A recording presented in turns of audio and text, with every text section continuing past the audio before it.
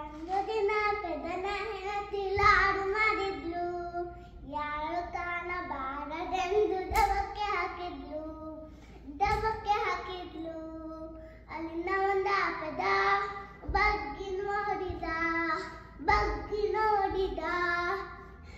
ಚೆಂಡು ಚೆಂಡು ಚೆಂಡು ಎಂದು ಆಟ ಆಡಿದ. ಅಲ್ಲಿಂದ ಬಂದ ಪೆದ್ದ ಬಗ್ಗಿ ನೋಡಿದ. ಚೆಂಡು ಚೆಂಡು ಚೆಂಡು ಎಂದು ಆಟ ಆಡಿದ.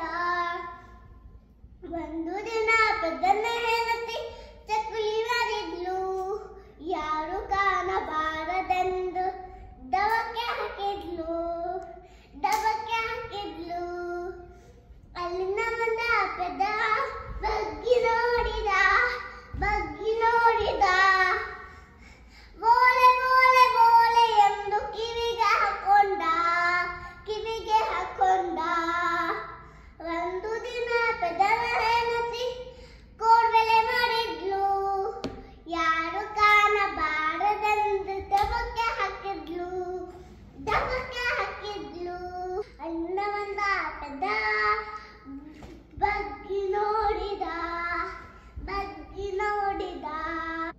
ಉಂಗ್ರ ಉಂಗ್ರ ಉಂಗ್ರ ಎಂದು ಕೈಗೆ ಹಾಕೊಂಡ.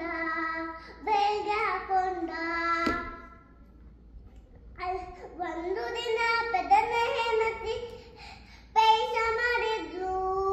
ಯಾರು ಕಾಣಬಾರದೆಂದು ದಬಕ್ಕೆ ಹಾಕಿದ್ಲು. ಅಲ್ಲಿಂದ ಬಂದ ಪೆದ್ದ ಬಗ್ಗಿ ನೋಡಿದ. ಗಂಧ ಗಂಧ ಗಂಧ ಎಂದು